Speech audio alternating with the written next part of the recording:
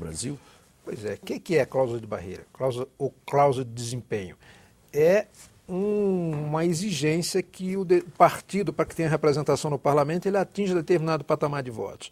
Hoje nós já temos no Brasil a cláusula de barreira, que é o quociente eleitoral. O partido que não atingiu o quociente, ele não entra. Por exemplo, a Luciana Genro teve quase 100 mil votos lá no Rio Grande do Sul, não se elegeu. Teve outros que se elegeram com 5 mil votos em alguns estados. Tal. O problema da cláusula de barreira é que, por lei, o Supremo já declarou que não é possível instituir. Por emenda à Constituição, que exige um quórum qualificado, é muito difícil. Mas eu acho que a proposta é muito razoável. 1% está num patamar muito bom.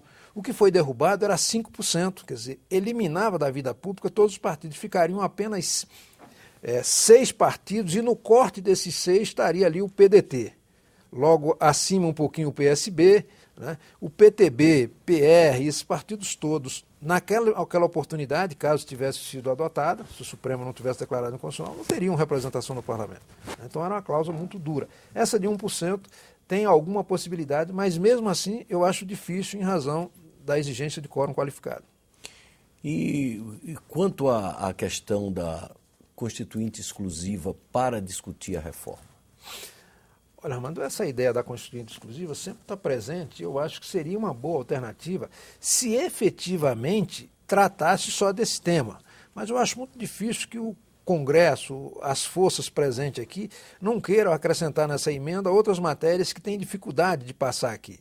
Por exemplo, mudança na legislação tributária, né? Fazer uma reforma tributária aproveitando essa oportunidade, mexer na legislação trabalhista, outros temas que dentro do parlamento tem enorme dificuldade, que numa constituinte exclusiva poderia ter muita chance de prosperar, em primeiro lugar porque o quórum cai.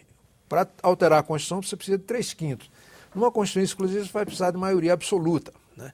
De modo que ficaria muito facilitado. Mas seria um caminho. Mas, sinceramente, não acredito que esse vai ser o caminho. Acho que vai continuar nessa nossa tradição de dar um passo de cada vez no sentido do aperfeiçoamento dos nossos sistemas eleitorais de partidário.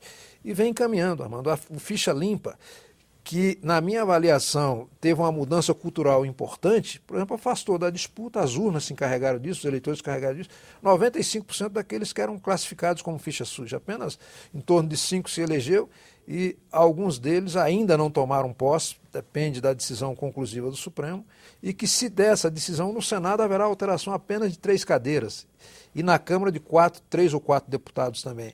Não é substantiva, mas a mudança cultural já foi muito importante. E ela, independentemente de qual seja a decisão do Supremo, na eleição de 2012 para os prefeitos e vereadores, já se exigirá um exame da vida pregressa, mesmo que o Supremo declare inconstitucional para a eleição anterior, de 2010. E quanto à questão da fidelidade partidária, quer dizer, evitar o troca-troca partidário, sempre é uma discussão também que sempre volta à tona, e agora se discute abrir uma janela para que em determinado período os deputados possam migrar de uma legenda para outra sem correrem o risco de perderem seus mandatos. Como é que essa discussão está estabelecida lá na Câmara? Pois é, Armando, a fidelidade partidária é um instrumento moralizador da política, né? Tinha parlamentares que mudavam de partido 10 vezes ao longo da legislatura. Isso é um completo absurdo, um despropósito, um desrespeito ao eleitor.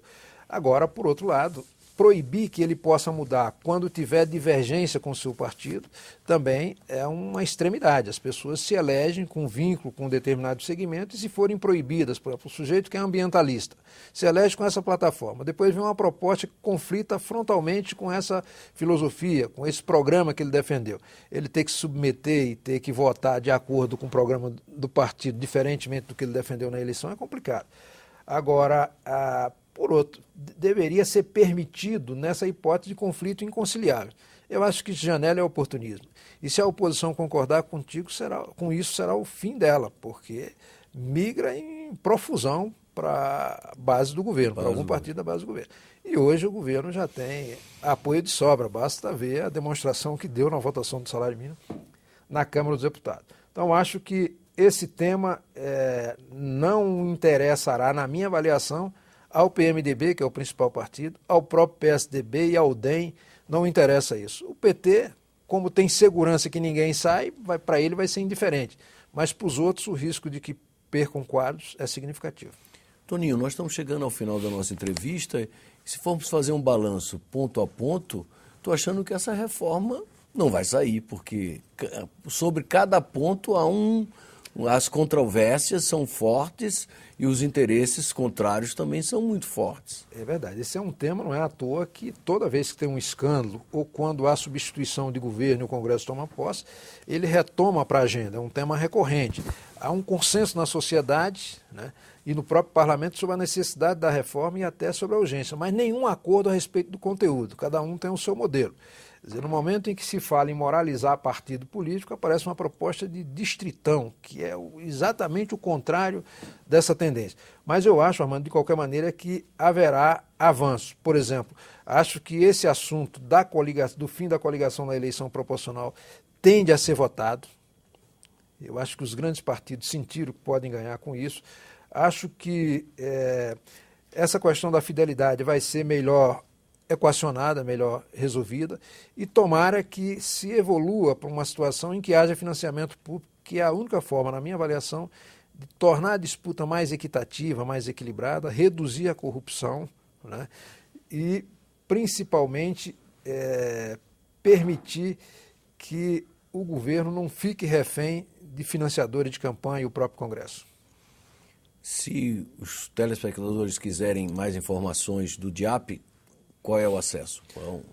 Pois é, nós temos no nosso portal uma cartilha explicando um pouco o funcionamento do sistema partidário e eleitoral brasileiro, e é o portal www.diap.org.br. Lá tem uma série de informações a respeito do desempenho dos parlamentares e também artigos e análises com relação a esses diversos pontos em debate em torno da reforma política. Muito obrigado pela entrevista. Nós vamos continuar acompanhando naturalmente esse assunto que vai desembocar aqui no Senado e que certamente vai provocar bastante polêmica. Okay. Vocês acabam de assistir uma entrevista com Antônio Augusto de Queiroz, diretor do DIAP. E o tema da nossa conversa foi justamente a reforma política que mais uma vez entrou em debate nas duas casas do Congresso Nacional. Os telespectadores que quiserem encaminhar sugestões, comentários ou críticas podem fazê-lo acessando o nosso portal www.senado.gov.br/TV. Até um próximo Cidadania.